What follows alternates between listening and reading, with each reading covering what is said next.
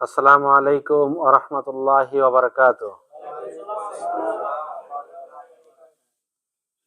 আলহামদুলিল্লাহি রাব্বিল আলামিন ওয়াসসালাতু ওয়াসসালামু আলা আম্বিয়াই ওয়াল মুরসালিন ওয়া আলা আলিহি ওয়া আসহাবিহি আজমাইন।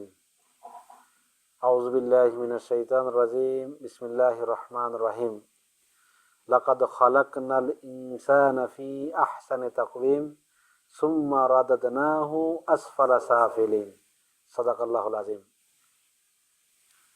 সূরা ৩ গত সপ্তাহে ১ থেকে ৩ নম্বর আয়াত পর্যন্ত আলোচনা করছিলাম। আজকে ইনশাআল্লাহ আলোচনা করব ৪, ৫, ৬, ৭, ৮, যদি সময় কুলায় ইনশাআল্লাহ।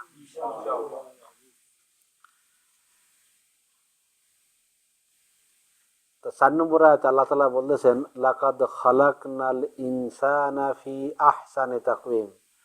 অবশ্যই আমি মানুষকে সৃষ্টি করেছি সর্বোত্তম গঠনে, উত্তম আকার আকৃতিতে। মানুষের মতন এত সুন্দর গঠন এই পৃথিবীতে অন্য কোনো প্রাণী জীবজন্তুর নাই। সবচেয়ে উত্তম গঠন আকৃতিতে আল্লাহ তাআলা মানুষকে সৃষ্টি করছে। তাই তো আল্লাহ তাআলা বলতেছেন আহসানু তাকওয়িম, উত্তম, সর্বোত্তম সুন্দর গঠনে।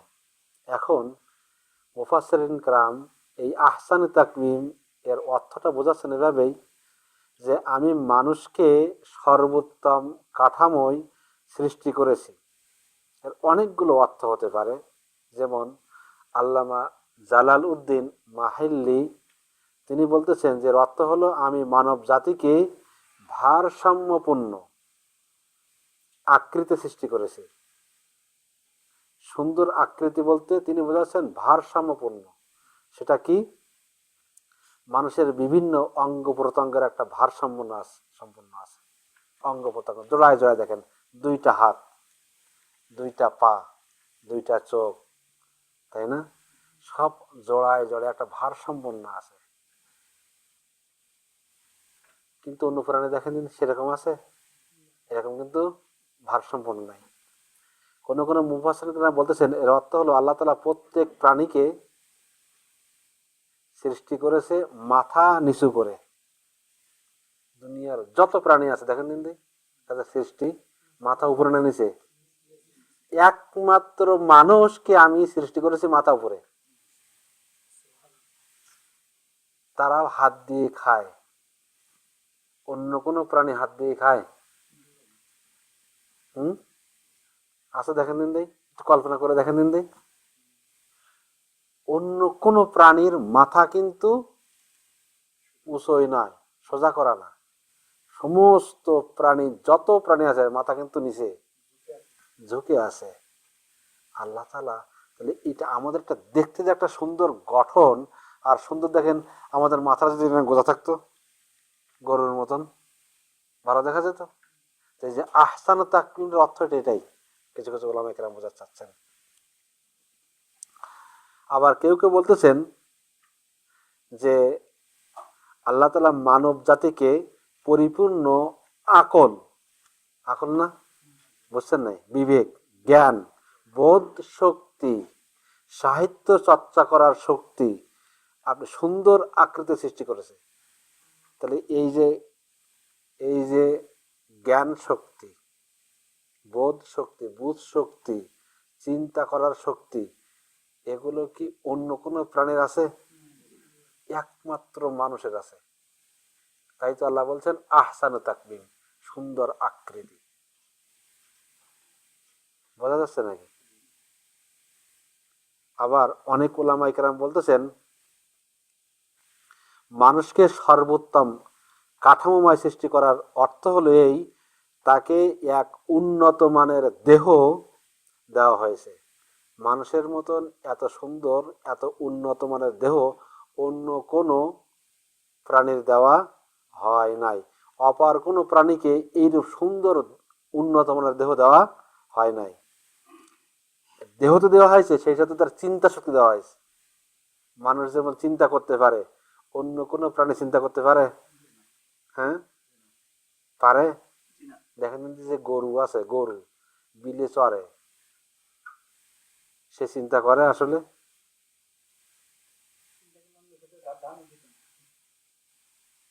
সে যদি চিন্তা করতো, দেখেন এই গরুর ষাঁড়গুলো যখন বড় হয়ে যায়, বা নিজের ওই যে গাভীর বাছুর ও যখন বড় হয়ে যায়, সে তখন যার কাছে যায়, চলে যায়, তার মার কাছেও যায়, তাই না? এই বোধ শক্তি কি আছে ওর? কিন্তু একটা মানুষ যায় কখনো? কঠিন কালেও যায়? তাহলে এই বিবেক, এত উন্নত মানের একটা বিবেক, বোধ শক্তি মানুষ ছাড়া অন্য কোনো প্রাণীর দেওয়া। তাই তো আল্লাহ তাআলা বলেছেন আহসানি তাকওয়িম, সুন্দর অবয়ব, কাঠামো, আকৃতিতে সৃষ্টি করা হয়েছে। অনুধাবন করার শক্তি, জ্ঞান চর্চা করার যোগ্যতা একমাত্র মানুষের আছে। মানুষ ছাড়া অন্য কোনো প্রাণীর এই চিন্তা করার যোগ্যতা নাই। আল্লাহ তাআলা তাই বলছেন এখানে মানুষকে সুন্দরতম দৈহিক কাঠামো ও সুষম শক্ত সামর্থ্য গঠন বিশিষ্ট জ্ঞান বুদ্ধি সম্পন্ন আশরাফুল মাখলুকাত হিসাবে আল্লাহ তাআলা দুনিয়াতে পাঠিয়েছেন। আশরাফুল মাখলুকাত এমনি এমনি হয়েছে? চিন্তাও করতে পারে, সে তার বিবেক কাজে লাগাতে পারে, আবার শরীরের শক্তিও আছে, তাই না? আবার সুন্দর কাঠামো আছে, দেহ আছে। আল্লাহ তাআলা বলতেছেন যে আমি বান্দাকে সৃষ্টি করেছি, আমি জানি কে শ্রেষ্ঠ। তাই তো আল্লাহ তাআলা বলতেছেন, দেখেন কোরআনের অন্য আয়াতে, ওয়ালাকাদ কাররামনা বানি আদম, আমি আদম সন্তানদেরকে সম্মানিত করেছি। ও হামালনাহুম ফিল বাররি ওয়াল বাহর, এবং তাদের জন্য জলে এবং স্থলের যানবাহনের ব্যবস্থাও করেছি। ওয়া রাযাকনাহুম মিনাত তাইয়্যিবাত, আর এদের জন্যই উত্তম রিজিকের ব্যবস্থা করছি। কাদের জন্য? মানুষের জন্য উত্তম রিজিকের ব্যবস্থা আল্লাহ তাআলা করছে। এই মানুষের জন্য যানবাহনে, যাতে নদীতেও চলতে পারে, আবার স্থলেও চলতে পারে, সেই ব্যবস্থাও আল্লাহ তাআলা তৈরি করে দিয়েছে। সুবহানাল্লাহ। ওয়া ফাদ্দালনাহুম আলা কাসীর মিম্মান খালাকনা তাফদীলা, আল্লাহ তাআলা অনেকের উপরে মানুষের প্রাধান্য দিয়েছে। অনেক অনেক প্রাণীর উপরে আল্লাহ তাআলা মানুষকে প্রাধান্য দিয়েছে। যে সমস্ত সৃষ্টি বস্তুর মধ্যে মানুষই সবচেয়ে শ্রেষ্ঠ।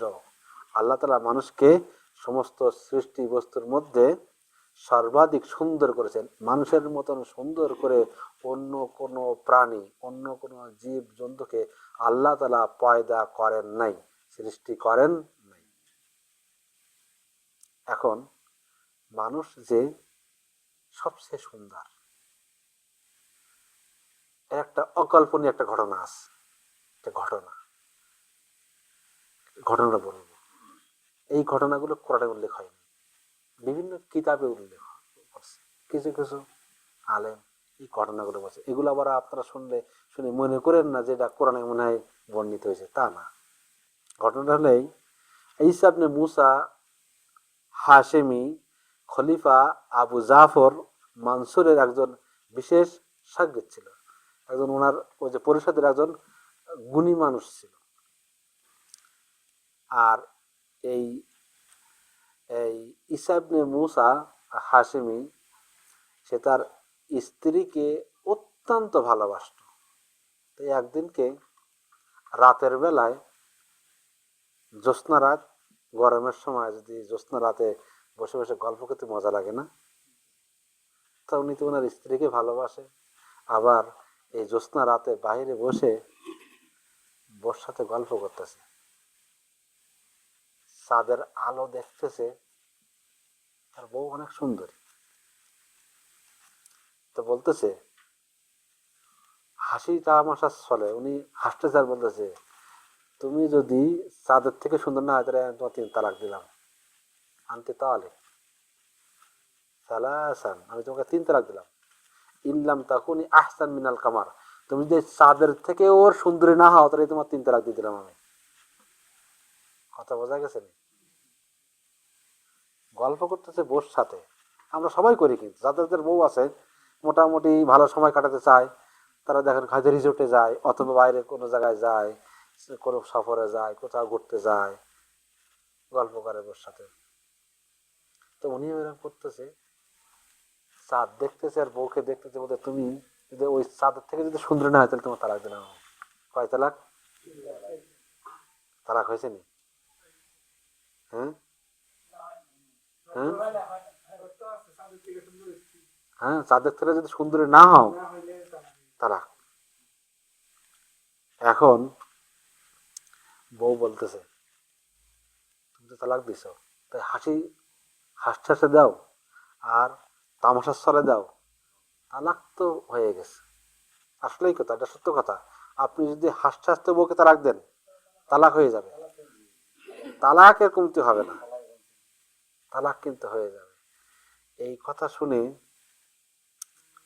উনি চিন্তা করতেছে যে এখন বউ কি করছে, যখন তালাক দিয়ে ফেলছে তখন বউ পর্দা করে অন্য জায়গায় চলে গেছে, অন্য রুমে। এখন তো পরপুরুষ, সে দেখা যায় যায় নাই, তালাক হয়ে গেছে। উনি কি করবে? সারা রাত টেনশনে চিন্তা করতে করতে সকালবেলা খলিফা জাফরের মনসুরের কাছে গেল, এই সমস্ত ঘটনা খুলে বলল যে এই হয়েছে। তা খলিফা তিনি কি করলেন, ওনার এলাকার ওনার সভাসদের সমস্ত আলেমদেরকে ডাকলেন। ওনার ওনার মন্ত্রী পরিষদের একজন লোক না, তার একটা সমস্যা হয়ে গেছে, ফতোয়ার জন্য সমস্ত আলেমদেরকে ডাকলেন। ডাকার পরে সবাই এক বাক্যে বলতেছে তালাক হয়ে গেছে। কি মনে হয়, তালাক হয়েছে? তালাক হয়ে গেছে বলতে সবাই। কিন্তু ইমাম আবু হানিফার একজন ছাত্র ছিল, উনি বসে আছে। তারপরে খলিফা জিজ্ঞেস করতেছে তুমি চুপচাপ বসে আছো কেন? তখন বলতেছে খলিফা, আল্লাহ তাআলা বলতেছেন লাকাদ খালাকনাল ইনসানা ফি আহসানি তাকওয়িম, সুতরাং মানুষের থেকে সুন্দর এই পৃথিবীতে আর কোনো কিছু নেই। সুতরাং চাঁদও মানুষের থেকে সুন্দর না, সুতরাং তালাক হয় নাই। এই ফতোয়া শুনে উনি ওনার ওই যে ঈসা ইবনে হিশামের ফতোয়া দিয়ে দিলেন, না তোমার তালাক হয় নাই। তাহলে এই কথা দ্বারা আমি এটাই বোঝাতে চাচ্ছি যে আল্লাহ রাব্বুল আলামিন এই পৃথিবীতে আমাদেরকে এত সুন্দর করে বানাইছেন, চাঁদও আমাদের কাছে হার মেনে যায়। তারপরেও আমরা কি করতেছি, ওই আল্লাহকে অস্বীকার করতেছি। এখন মানুষকে আল্লাহ রাব্বুল আলামিন সবচেয়ে সুন্দর করে পয়দা করছেন কি কারণে? কয়টা দিক বিবেচনা করে? দুইটা দিক বিবেচনা করে আল্লাহ তাআলা আমরা মানুষরা এই পৃথিবীতে যত কিছু আছে তার থেকেও শ্রেষ্ঠ, তার থেকেই উত্তম, শ্রেষ্ঠ, সুন্দর। দুইটা দিকে বিবেচনা করে। প্রথমটা হলো সুন্দর গঠন,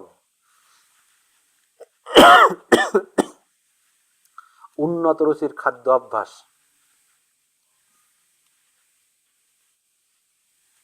যত প্রাণী আছে দেখেন দিন দেই, সে নিজের বিষটা নিজেই খায়। মানুষ কোনোদিন খায়? না খেয়ে যদি ঘ্রাণটা ভালো লাগাতে খায় না মানুষ। তাহলে রুচির একটা সুন্দর অভ্যাস আছে না, কামনা বাসনা বুদ্ধি চিন্তা। তাহলে সুন্দর কাঠামো আছে না, সুন্দর কাঠামো, রুচির উন্নত রুচিশীল, কামনা বাসনা, চিন্তা এবং বিবেক, এই চারটা বিষয় মানুষের ভিতরে আছে, তাই না? অন্য কোনো প্রাণীর আছে? হ্যাঁ। এখন আপনি যদি চিন্তা করেন মানুষ ফেরেশতা থেকে আর শ্রেষ্ঠ, কিভাবে? ফেরেশতার চিন্তা শক্তি আছে, কিন্তু কামনা বাসনা নাই। বোঝা গেছে নি? তাদের তাদের কিন্তু ওই চিন্তা শক্তি আছে, কিন্তু কামনা বাসনা নাই। আবার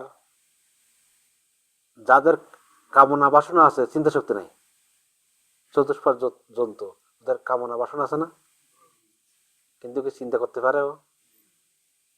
তাহলে এই দুইটা জিনিস সমন্বয় শুধু মানুষের আছে, কামনাও আছে বাসনাও আছে মানুষের।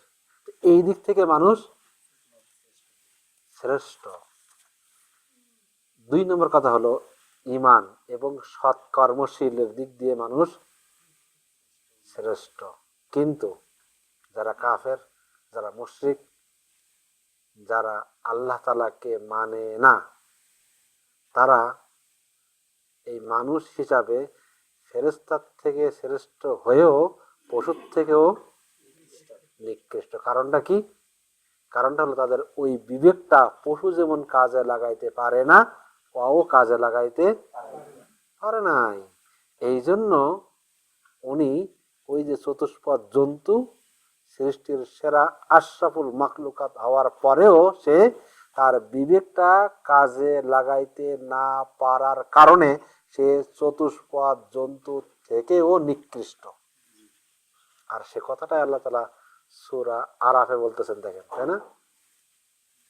সূরা আরাফে বলছে না, লাকাদ জারাআনা লিজাহান্নামা কাসীরাম মিনাল জিন্নি ওয়াল ইনস লাহুম কুলুবুহুম লা ইয়াফকাহুনা বিহা ওয়া লাহুম আয়ুনুন লা ইবসিরুনা বিহা ওয়া লাহুম আযানুন লা ইয়াসমাউনা উলাইকা কাল আনআম বাল হুম আদাল। তারা তারা কি? চতুষ্পদ জন্তু, গরু, ছাগল, তাই না, কুকুর, বিড়াল, এদের মতো, বরং এর থেকেও আরো কি নিকৃষ্ট। কারণটা কি?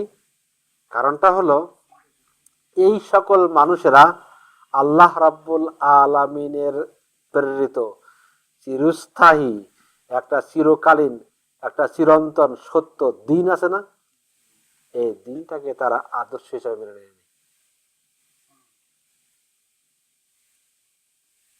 সেটা কি আর কোরআন? আল্লাহ তাআলা অবিশ্বাস করছে। তারা কি করছে? এই দুনিয়াতে তারা নিজেদের খেয়াল খুশি মতো চলাচল করছে। গরু যেমন চিন্তা করে না, খেয়াল খুশির মতো চলাচল করে, এরা সেম ক্যাটাগরি। তাদের সামনে আল্লাহর বিধান থাকার পরেও তারা চিন্তা করে নাই, বিবেক কাজে লাগায় নাই, তারা খেয়াল খুশির মতো চলছে। তারা শয়তানের ফাঁদে পড়ে পশুত্বের স্বভাব তারা ধারণ করে একেবারে নিম্ন স্তরে চলে গেছে।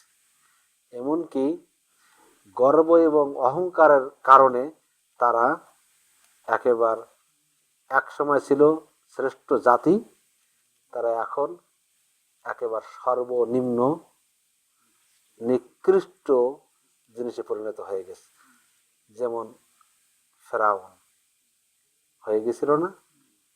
তার শক্তি ছিল, সামর্থ্য ছিল, তার রাজত্ব ছিল, তার পাওয়ার ছিল, কিন্তু সে তার বিবেককে সঠিক কাজে লাগাতে পারে নাই। না লাগার কারণে সে এক সময় বলে বসলো, আনা রব্বুকুমুল আলা, আমি হলাম সবচেয়ে বড়, এই কথা বলে বসলো। তাহলে ও যখনই এই তার বিবেকটা কাজে লাগালো না, তখন সে এই পশু চতুষ্পদ জন্তুর থেকেও নিকৃষ্ট হয়ে গেল। এখন আমরা যদি আমাদের বিবেককে কাজে না লাগাতে পারি, আমাদের অবস্থান কোথায় যাবে? আমরা কোথায় ছিলাম? শ্রেষ্ঠ জাতি ছিলাম না? শ্রেষ্ঠ মানব ছিল না? আশরাফুল মাখলুকা ছিলাম না? যদি আমরা আমাদের এই বিবেকটা কাজে না লাগাইতে পারি, তাহলে আমরা চতুষ্পদ জন্তু থেকেও নিকৃষ্ট হয়ে যাব। যখনই আপনি চতুষ্পদ জন্তুতে নিকৃষ্ট হয়ে যাবেন তখন কি হবে? আল্লাহ বলতেছেন তার পরের আয়াতে বলছেন, সুম্মা রাদাদনাহু আসফালা সাফিলিন। তোমার চরিত্র, তোমার বৈশিষ্ট্য যখন এই নিকৃষ্ট মানুষের থেকেও নিকৃষ্ট, ওই চতুষ্পদ থেকেও আর নিকৃষ্ট হয়ে গেছে, তাহলে তোমার জায়গা হবে কোথায়? জাহান্নামের একেবারে সর্বনিম্ন স্তরে। থাকতেন কোথায়? জান্নাতে। থাকবেন কোথায় এখন? কারণটা কি? এটাই, হ্যাঁ, বুদ্ধি কাজ না লাগার কারণে। দেখবে কিন্তু যারা থাকবে জান্নাতে তারা কিন্তু দেখবো না আসহাবুল জান্নাতে আসহাবুন না, ডেকে ডেকে বলবে, দেখবে এরকম একটা পর্দা থাকবে, হিজাব, ও কি আল আরাফ একটা জায়গা আছে, এরকম দেখবেন এখানে বসে আছে ভাইরা যারা জান্নাতে বসে দেখতেছে, ওই যে জান্নাতে দেখবে যে ওই যে দুনিয়াতে এক জায়গায় ঘুরতেছিলাম, কাজ করতেছি, এখন ওই ডোবে উঠে হাবুডুবু করতেছে, দেখতে পাবে, দেখতে পাবে। কাজে লাগান বিবেকটা, কাজে লাগান। কাজে লাগানোর সময়ও আসছে এখন, এই জন্য বিবেকটা কাজে লাগান, কাজে লাগাতে হবে। আল্লাহ বলছেন সুম্মা রাদাদনাহু আসফালা সাফিলিন, অতঃপর তাকে ফিরিয়ে দিয়েছি নিম্নতর স্তরে। এর অর্থ হলো তাকে জাহান্নামে ফিরিয়ে দিয়েছি। কোথায়? জাহান্নামে ফিরিয়ে দিয়েছি, অর্থাৎ সর্বোত্তম গঠনে উত্তম আকার আকৃতি দিয়ে সৃষ্টি করার পরে সর্বোন্নত রুচি ও মর্যাদার অধিকারী হওয়ার পরে আল্লাহ এবং তার রাসূলের আনুগত্য না করার কারণে মানুষ পশুত্বে পরিণত হয়ে জাহান্নামের সর্বনিম্ন স্তরে তার জায়গা হবে। কথা বোঝা গেছে নি? কারা? আমরাই কিন্তু সেই মানুষ, আমরাই। আমাদের বিবেক কাজে লাগানো দরকার না? বিবেকটা কি ঘুমাবে এখন না জাগ্রত হবে? জাগ্রত করতে হবে না? আল্লাহ চোখ দিয়ে দেখতে হবে না, কান দিয়ে শুনতে হবে না? এখনই কি চোখ বন্ধ করে থাকবো আমরা? এখনই কি চোখ বন্ধ করে থাকবো? এখনো কি আমরা বিবেকটা কি বন্ধ করে রাখবো যে কাজে লাগাবো না, যে কোনটা ভালো আর কোনটা মন্দ? এটা কি আমরা এখন কি বিচার করব না? বিচার করতে হবে না? করতে হবে। তাহলে যেই মানুষ থাকার কথা জান্নাতে, সেই মানুষ হয়ে যাবে জাহান্নামের খোরাক, যদি কিনা সে তার এই সঠিক সিদ্ধান্তটা সঠিক সময় না নিতে পারে।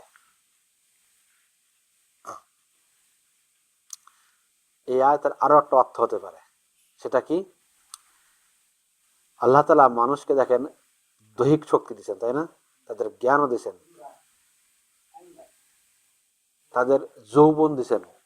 একদিন এই মানুষের শক্তি সামর্থ্য চলে যাবে, একদিন বুড়ো হয়ে যাবে, কুজু হয়ে যাবে, দুর্বল হয়ে যাবে, যৌবন হারিয়ে ফেলবে। ফেলবে না? না থাকবে একসময় সবাই আগের রকম?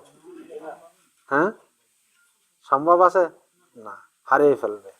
তখন এই যৌবন যেমন যেমন সে ধরে রাখতে পারবে না, তার বার্ধক্য যেমন ঠেকাতে পারবে না, ঠিক তেমনি ভাবে তার মৃত্যুকে সে ঠেকাইতে পারবে না।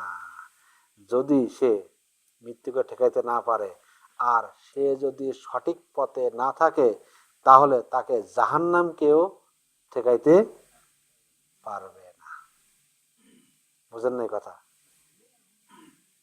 আপনার মৃত্যুকে যদি আপনি ঠেকাইতে না পারেন, আপনার বার্ধক্য যদি আপনি ঠেকাইতে না পারেন, আপনার যৌবন যদি আপনি ধরে রাখতে না পারেন, তাহলে আপনি এই দুনিয়াতে যদি আপনি ভালো কাজ না করে যান, বিবেকটাকে সঠিক কাজে না লাগাতে পারেন, তাহলে আপনার জাহান্নাম থেকে কেউ রক্ষা করতে পারবে না।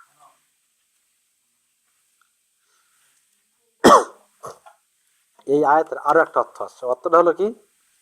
মানুষ যখন তাকে প্রদত্ত আল্লাহ রাব্বুল আলামিনের অসীম নিয়ামত লাভ করার পরেও যদি কৃতজ্ঞতা স্বীকার না করে, আল্লাহ তাআলা যে নিয়ামত দিয়েছেন, এই নিয়ামতের কৃতজ্ঞতা স্বীকার না করে নিজের খেয়াল খুশি মতন জীবনযাপন করা শুরু করে দেয়, তাহলে আল্লাহ তাআলা ওই মানুষকে জাহান্নামের সর্বনিম্ন স্তরে নিক্ষেপ করবেন। আল্লাহ তাআলা সেটাই বলতেছেন, ওয়ায়াকুলুল কাফিরু ইয়া লাইতানি কুনতু তুরাব। যখন এই কাফেরদেরকে জাহান্নামের নিচে ফেলানো হবে, তখন তারা বলে, যদি কিনা আমরা মাটিতে পরিণত হয়ে যেতাম, সেটাই সবচেয়ে ভালো, উত্তম ছিল আমাদের জন্য। কিন্তু এই জাহান্নামের তলদেশে তারাই যাবে না। কারা? তাদের কথা আল্লাহ তাআলা বলেছেন এই 6 নম্বর আয়াতে, ইল্লাল্লাযীনা আমানু ওয়া আমিলুস সালিহাত ফালাহুম আজরুম গায়রু মামনুন। ইল্লাল্লাযীনা আমানু, যারা ঈমান আনয়ন করেছে। ঈমান, ঈমান বোঝেন? ঈমান, হ্যাঁ বোঝেন তো? এ কিন্তু পড়াইছিলাম ঈমানের কয়টা রকম বলেন দিন? 6টা মনে আছে সবার? সেই মতো কাজ করেন তো? দেখা যাক কাজ করেন কিনা, আসতেছে সামনে। তাহলে ইল্লাল্লাযীনা আমানু, ঈমান আনেছে, ওয়া আমিলুস সালিহাত, এবং কি নেক আমল করেছে, ফালাহুম আজরুন গায়রু মামনুন, তাদের জন্য এমন প্রতিদান আল্লাহ তাআলা দিবেন, যে প্রতিদানটা কখনো কি হবে না? শেষ হবে না, ছিন্ন হবে না, কেটে যাবে না। কথা বোঝা গেছে?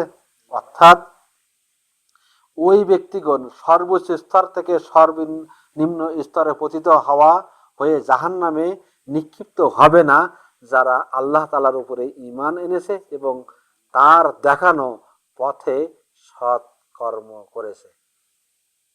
আল্লাহ তাআলা দেখানো পথে সৎকর্ম করছে, ঈমান আনয়ন করার পরে সৎকর্ম করেছে, তারাই কোথায় যাবে? তারাই কেবল জান্নাতে যাবে। আর সবাই কোথায় যাবে?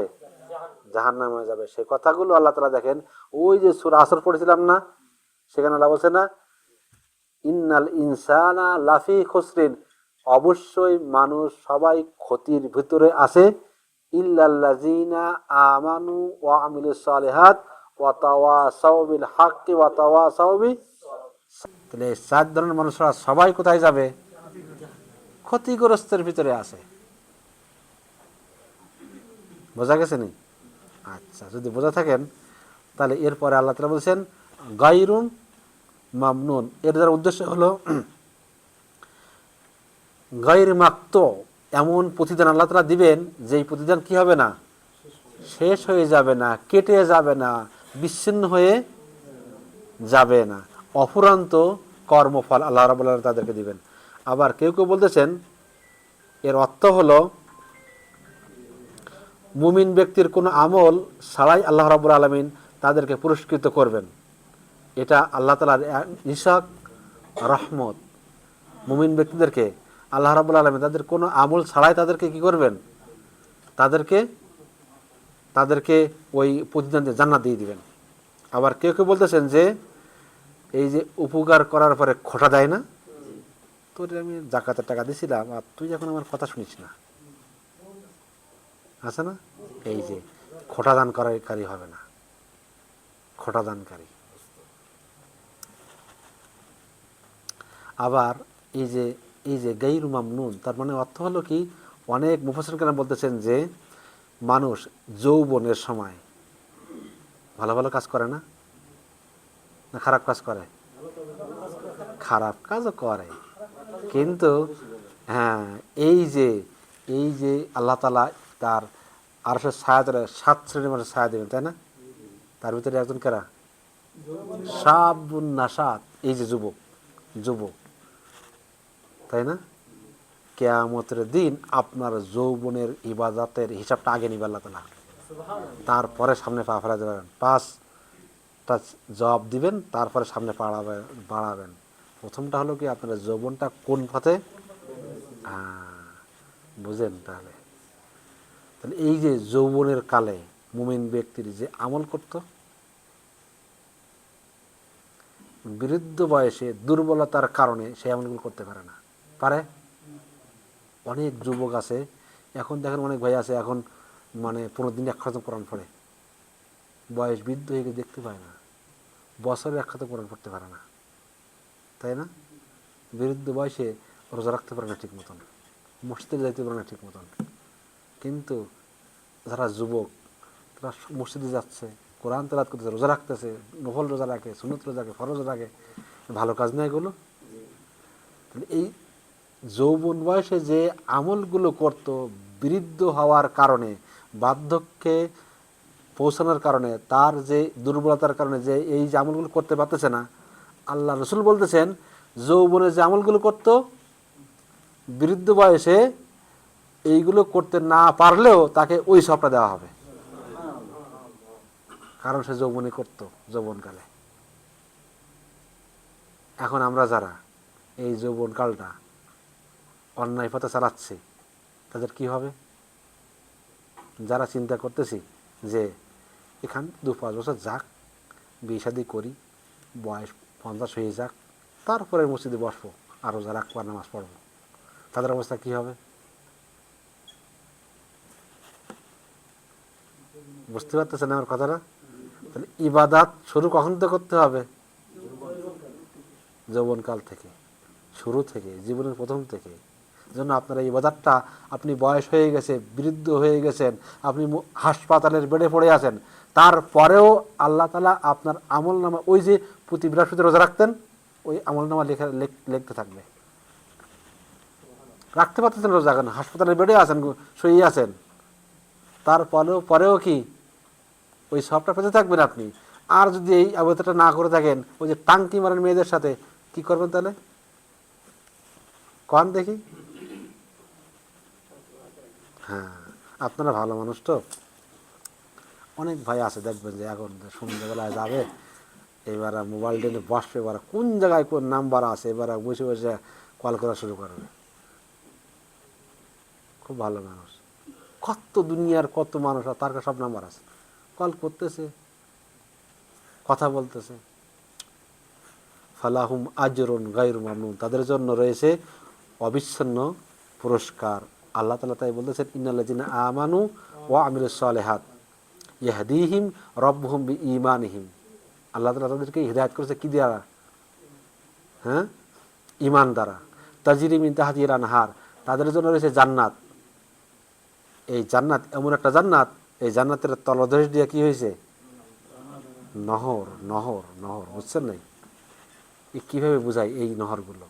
একসময় বলছিলাম, দেখবেন যে যদি আপনার ধরেন আপনি আপনার ঘরে আপনার খাটের তলা দিয়া যে একটা নদী আসে, আর সুন্দর সুন্দর ওই যে মাছগুলো যাচ্ছে, ঘুরতেছে এইভাবে, কেমন লাগে বলেন? দে এসি লাগবে আর প্রয়োজন আছে? আমি এরকম বাড়ি দেখছি মালয়েশিয়ায়, মানুষ এটা তৈরি করে, সুইমিং পুল বাইরে থাকে, ওখান থেকে ওই ওই ড্রেন মানে সুন্দর করে নিয়ে আসে, ঘরের তলা দিয়ে ঘুরে আবার ওই বাড়িতে ঘুরে আসে। বুঝতে পারছেন? ঘরে তো খাট, উপরে খাট, বুঝলেন? বেডরুমের ভিতরে খাটের তলা দিয়া উনি ওই সুইমিং পুলের ড্রেন আনছে, বাইরে সুইমিং পুল, ওই এই যে মাছগুলো আসতেছে, ভাসতে যাচ্ছে, ঘুরতেছে, আর পানির স্রোত আসতেছে, ওইখান থেকে পানি দিচ্ছে, ঘুরতেছে এইভাবে। হ্যাঁ, আরে রুম রুম বাস রুম রুম রুমের তলা দিয়া, রুমের ভিতরে খাট আছে না, তা খাটের নিচ দিয়া নহর যাচ্ছে আর কি। এই সাইড দিয়ে ঢুকতেছে, এই সাইড দিয়ে বেরোচ্ছে, আবার ওখানে যেয়ে পড়তেছে ওই সুইমিং পুলে, ওখান থেকে পানি আসতেছে। কি দেখছেন? টাকা জান্নাত তৈরি করবে। তাই কিয়ামতে আর জান্নাতে আপনার আল্লাহ যে জান্নাত দিবে, এর থেকে আরো সুন্দর।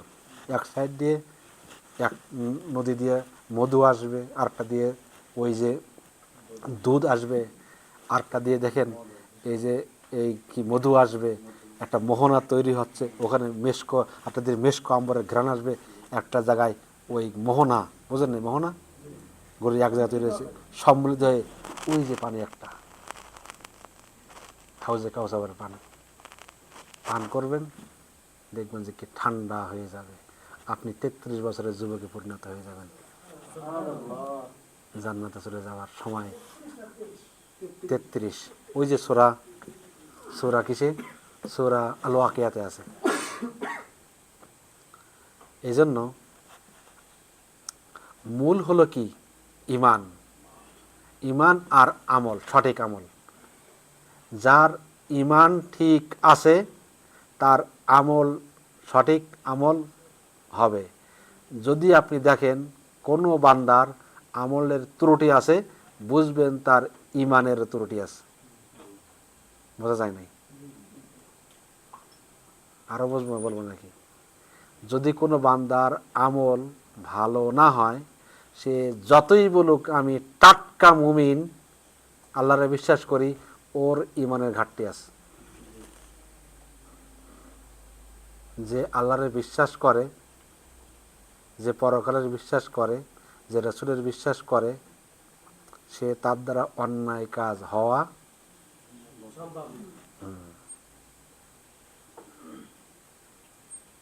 তাহলে বোঝা যাচ্ছে যখন আপনি অন্যায় কাজ করতেছেন তখন আপনার ইমান থাকতেছে না। বোঝা যায়? বোঝেন নাই?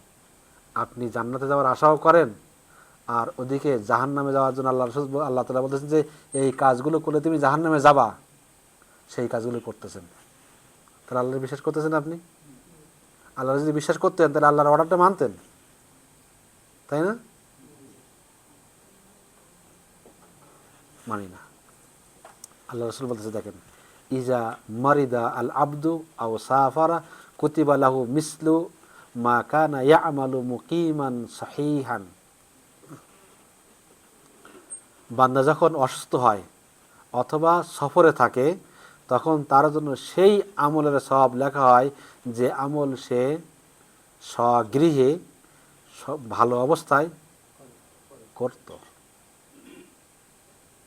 তাহলে আপনি এখন সুস্থ অবস্থায় যে আমলগুলো করতেছেন, অসুস্থ হয়ে গেলে আপনি ওই আমলগুলো যদি নাও করতে পারেন, আল্লাহ তাআলা আপনার এই আমলের সওয়াব লিখবেন।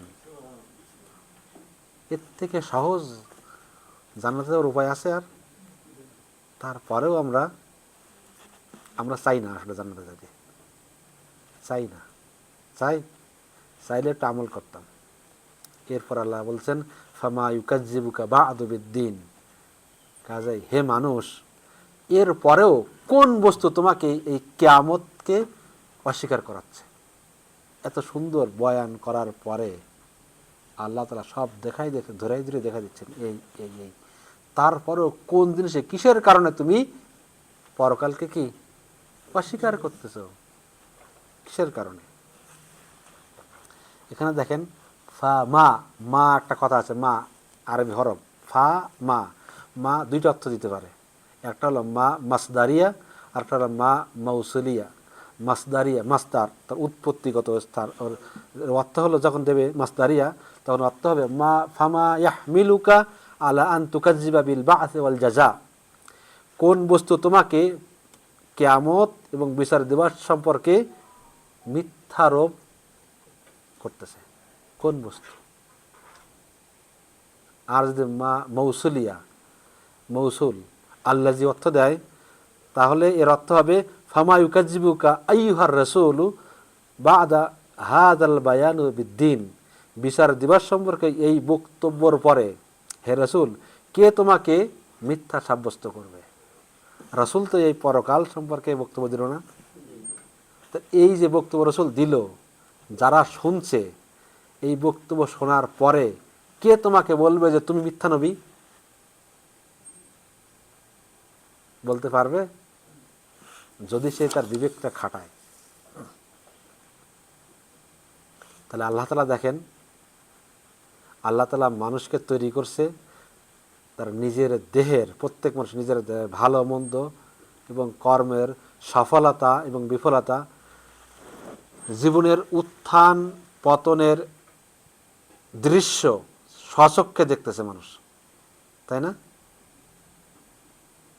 আপনি আপনার জীবনের উত্থান পতন, ভালো মন্দ, আপনি আপনার নিজের জীবনের নিজের চোখে দেখতেছেন না? না দেখতেছেন না? একটা সময় ছিল খাবার ছিল না, এখন সবার পক্ষে খাবার টাকা আছে, তাই না? মানুষের কাছে হাত পাততেন, এখন নিজেই মানুষকে দেন। পরিবর্তন না? তা নিজের চোখে দেখতেছেন না? নিজের জীবন তো এটা নিজেই দেখতেছেন। এইগুলো দেখার পরেও মানুষ কিয়ামতকে কি করে না, বিশ্বাস করে না। একটা মানুষের আজ 50, 60, 70 বছর জীবনের তার এই উত্থান পতন দেখার পরেও সেই মানুষটা সে কিয়ামতকে অস্বীকার করে, আল্লাহ তাআলার ইবাদত করে না। যদি কিয়ামতকে বিশ্বাস করত, সে কি আল্লাহ তাআলার হুকুম পালন করা ছাড়া থাকতে পারত? তাহলে বোঝা যায় যারা আল্লাহর ইবাদত করে না, সালাত আদায় করে না, তারা কিয়ামতকে অস্বীকার করে, বিশ্বাস করে না, আল্লাহকে বিশ্বাস করে না। তারা যদি বিশ্বাস করত আল্লাহ আছে, পরকাল আছে, জাহান্নামে যেতে হবে, এই বিশ্বাস, এই ঈমান যদি তাদের থাকতো, তাহলে তারা কোনো দিন সালাত ত্যাগ করতে পারত? পারত না। অন্যায় কাজ করতে পারত? জেনা করতে পারত? সিগারেট খেতে পারত? এইবার না সব মুখ বন্ধ হয়ে পারত না। তামাক খাইতে পারত? এইখানে এমন কোনো দোকান নাই তামাক বিক্রি হয় না। দেখেন যান বাকালা, অধিকাংশ বাকালায় এই তামাক বিক্রি করে। হুম, তাহলে হারাম না হালাল? ও মুসলমান না, না ও হিন্দু? পাক্কা মুসলমান, আসলেই মুসলমান না। উনি হলেন এই যে, এই যে কি আল্লাহ তাআলা বলছেন, আল্লাহ তাআলা বললেন না একটু আগে বললাম, চতুষ্পদ থেকে আরো নিকৃষ্ট, বাল হুম আদাল, ওদের সময় নাই। ডাকেন, আজান দেয় মসজিদের, দোকানটা বন্ধ করে পিছন যায়, রুমে যাই বসে থাকে।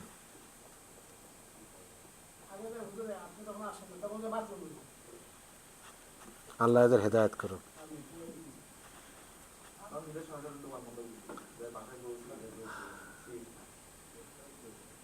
এদের আল্লাহ তাআলা কখন হেদায়েত দেবে?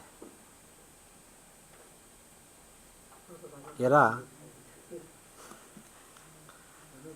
দেখেন সৌদি আরবে আসার পরেও যারা যারা যারা আমল ইমান ঠিকঠাক করতে পারে না, তারা আমার মনে হয় না পৃথিবীর কোনো দেশে যেই পারবে। সৌদি আরবে দেখেন অনেক ভালো সিস্টেম, ভালো, এই বিভিন্ন জায়গায় মাকতাবা দেওয়া আছে, মানুষ যায়, আমি দেখছি মানুষ যায় বাসায় বাসায় যে কোরআন তালিম দেওয়ার জন্য দাওয়াত দেয়। তারা কিয়ামতের দিন কি জবাব দেবে? ওই যে সূরা আল্লাহ তাআলা বলতেছে না, সূরা ওই জুমারা, ওয়াকাল লাহুম খাজানাতুহা আলাম ইয়াতিকুম রাসূল, তোমাদের কাছে কি কোনো নবী আসে নাই? তারা কি বলবে? তারা কি বলবে? তারা বলতে আসছিল, আমরা তাকে শুনি নাই। যার কথা মিথ্যা বলছিলেন যে তুমি মিথ্যা কথা বলতেছ। এদের কাছে যান, আপনি বলেন আরে ভাই হচ্ছে, হবে না, আজকে থেকে না কালকে থেকে পড়বেন, সময় নেই, সময়টা বের করে নেই। দুনিয়ার যত অজুহাত সবাইদের কাছে, নামাজটা পড়ে না।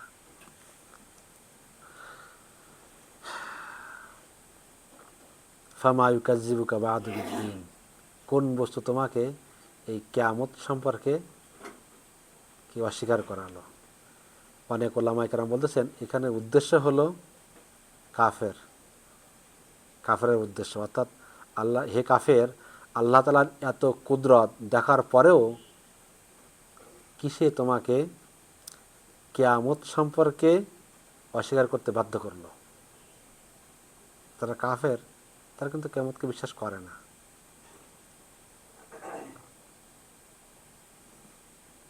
আবার অনেক ওলামায়ে কেরাম বলতেছেন শুধু কাফের না, সমস্ত মানব জাতির উদ্দেশ্য, কারণ মানুষের, মুসলমানের ভিতরেই তো আল্লাহকে অস্বীকার করে না অনেক মানুষ, মুসলমানের ভিতরে, তাই না? না মুসলমানের বাইরে? যদি মুসলমানের ভিতরে বাইরে হতো তাহলে মসজিদে জায়গা থাকতো না। ফজর নামার সময় যান, মাশাআল্লাহ 5-6 জন বেশি পাওয়া যায় না এই শীতের সময়।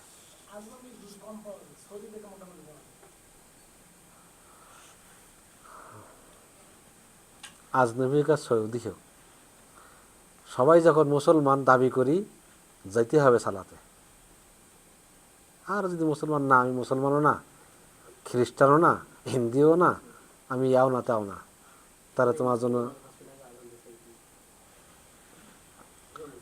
এরপর আল্লাহ তাআলা বলছেন, আলাইসাল্লাহু বিআহকামিল হাকিমিন, আলাইসাল্লাহু বিআহকামিল হাকিমিন, আল্লাহ তাআলা কি সকল বিচারকদের শ্রেষ্ঠ বিচারক নন? অবশ্যই। এই দুনিয়ার ছোট্ট একটা জায়গা, তাই না? ছোট্ট জায়গা বুঝেননি? অল্প, আমরা কিন্তু এতটুকু একটা জায়গায় আছি, ছোট্ট জায়গা। এই ছোট্ট জায়গার ভিতরে বসে আমরা সবাই সুবিচার চাই, চাই না? সবাই কিন্তু সুবিচার পাওয়ার আশা করি। আমরা চাই যে অপরাধী যে তাকে শাস্তি হোক, তাই না? সবাই চাই অপরাধীকে শাস্তি হোক, আর যারা ভালো কাজ করে তাদের পুরস্কার দেওয়া হোক। তাহলে আল্লাহ তাআলা কিয়ামতের দিন সুবিচার করবেন না? আল্লাহ করবেন না? অবশ্যই। আমরা দুনিয়াতে বসেই এত ছোট্ট জায়গায় বসে যদি এই সুবিচার চাই, তাহলে এই যে আল্লাহ তাআলার এই যে তার সাম্রাজ্য, এই যে দুনিয়া, আসমান জমিন যা কিছু আছে, আল্লাহ তাআলা সুবিচার করবেন না? অবশ্যই সুবিচার করবেন। এই জন্য দেখেন রাসূল সাল্লাল্লাহু আলাইহি ওয়াসাল্লাম বলতেছেন, যখন তোমরা এই সূরা ৩-এর এই ৮ নম্বর আয়াত তেলাওয়াত করবা, আলাইসাল্লাহু বিআহকামিল হাকিমিন, এই পর্যন্ত যখন পৌঁছাবা, তখন সেজন্য বলে, বালা ওয়া আনা আলা যালিকা মিনাশ শাহিদিন, অবশ্যই আমি এর অন্যতম সাক্ষী। তার মানে আল্লাহ রাব্বুল আলামিন তিনি সর্বশ্রেষ্ঠ বিচারক, এর সাক্ষী আমি নিজেই। কে? আমরা সবাই নিজে সাক্ষী না? আপনার জীবনটা কত সুন্দরভাবে চলতেছে দেখতেছেন না? তো এটাই দেখলে বোঝা যায় না যে আল্লাহ তাআলা তিনি ন্যায় বিচারক, সবচেয়ে উত্তম বিচারক তিনি। আল্লাহ রাব্বুল আলামিন আমাদের যতটুকু শুনেছি সেই শোনা অনুযায়ী আমল করার তৌফিক দান করুন। ওয়া মা তৌফিক ইল্লা বিল্লাহ। আসসালামু আলাইকুম ওয়া রাহমাতুল্লাহ।